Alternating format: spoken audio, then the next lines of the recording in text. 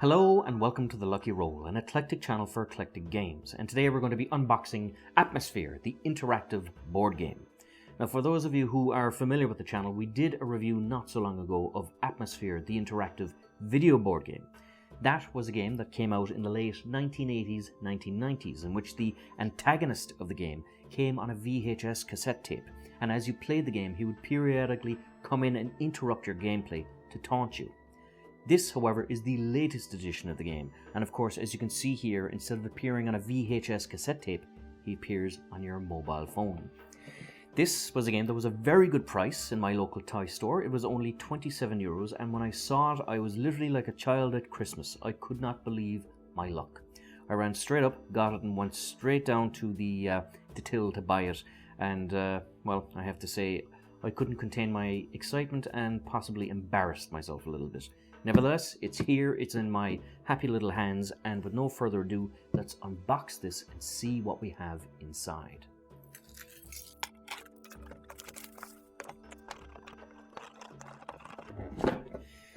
Now this is a game for 3 to 6 players, and it's a game I bring out, or the classic one at least, was a game I brought out every Halloween. It's one that was very popular in my local game club, and it is very simple. Now as you can see here, you just have a sheet of instructions. That's how simple a game it is, and this is a perfect game for children or even people who are new to the actual board game hobby. So as you can see, there's you've got your tokens, you've got your fate cards, you've got your keys. I don't see any major difference here already between the first one. There is dueling, however. That's a new aspect to the game. You have flight, which allows you to traverse the board. You have keys, and you have the black key. So the black key is cursed. As long as you have it, you cannot win the game. So you have a cursed item that you have to get rid of. And you have the headstones, which of course are the characters, and the black hole. So that, ladies and gentlemen, was the massive rules book for the game. This, of course, is the board. So opening it up, we have a nice quality board, actually. One of the complaints I had with the old game was that, like, the artwork was nice, but it wasn't always clear if you were standing in a space or not, because there was an awful lot of broken headstones. Here, however, of course, you can see that you can see exactly where you have to go.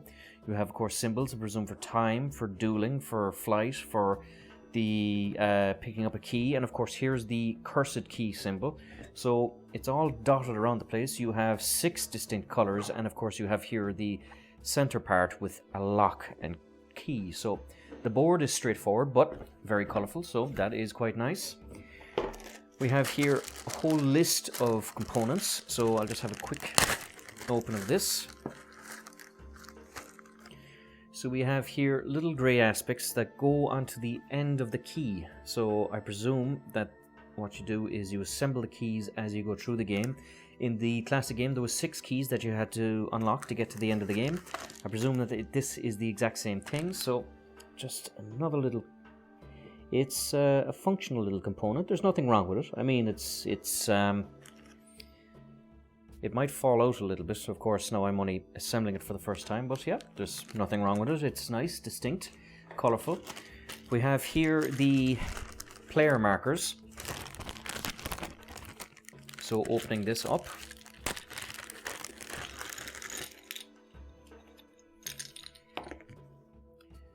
we have a top hat, which I presume is based on the Joker character from the first of the expansions from the original Atmosfear.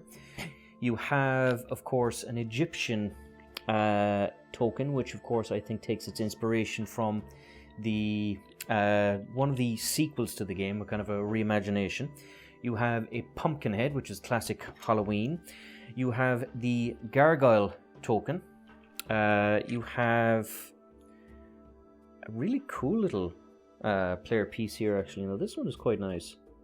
Quite an interesting shape. I haven't played all the Atmosfear games now, so I don't know if that's based on a certain character, but it was pretty cool. And we have here the wolf, which is another cool little character.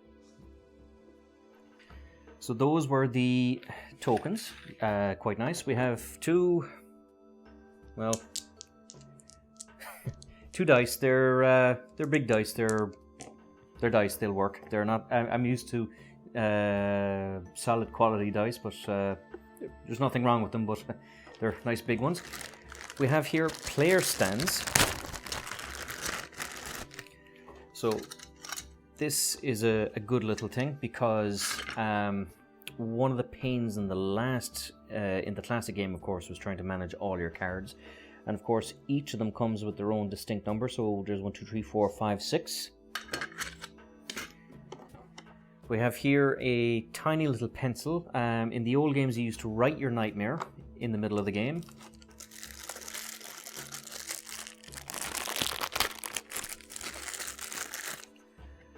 I presume here this is the centerpiece of the chest, which is pretty cool. So I presume you still write your nightmare and you put it into this.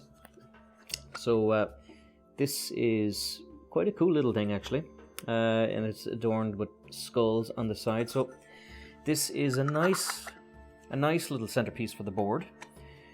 We have, of course, time cards, and we have atmosphere cards. So yes, this is basically, in the classic game, you write your nightmare and you put it into the center of the board. Now, it used to be in kind of a coffin-shaped thing. Obviously, you just write on a piece of paper, you put it in here, and I presume you get to the centerpiece first after you get all the keys, unlock the key, and if you pull out your nightmare, you don't get to win the game.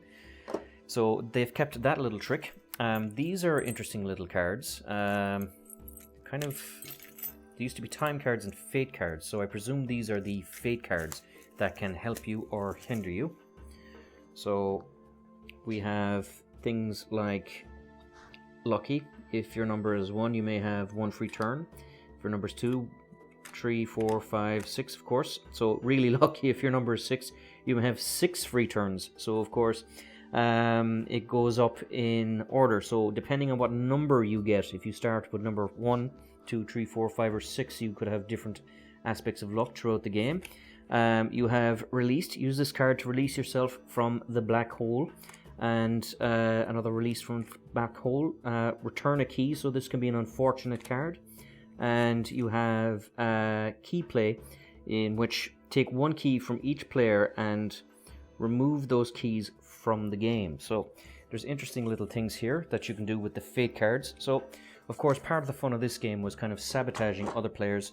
And of course, time cards, which were, in the classic game, you had a distinct time that you could use these cards at. Now maybe they've kept it, maybe they haven't. So taking this away, we have any time, release yourself from the black hole from 4140 to 3640. If the gatekeeper calls on healing, roll 1 die. If you can roll the poltergeist's number, you can take a key from her realm. So these are basically, these cards activate at that certain time. Now it's interesting that they give you a 4 to 5 minute window, because in the classic one you had to do it kind of distinctly on that time. The fact that you have a bit of a window is a good thing, because you can save it for an opportune moment, but also the fact that you don't have to, your focus can slip for a minute or two, because there was nothing worse than, say, in games like, say, Star Trek, the video board game, or an Atmosfear, that if you had a time card and the time passed, the card was just useless to you. And it could sometimes just be as simple as that you missed it by 20-30 seconds. So that, ladies and gentlemen, is everything that's in this little board game. Now, for €27, I wasn't expecting the best components in the world, but I have to say, I'm pleasantly surprised. I mean, in a lot of cases, you get what you pay for, but from what I see here in terms of components, there's absolutely nothing wrong.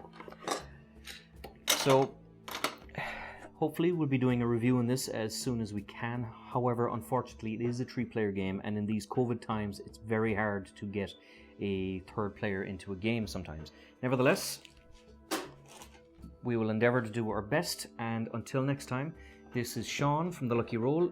If you enjoyed this little unboxing, please like, subscribe, all that good YouTube stuff, and until next time, good luck, God bless, and stay safe.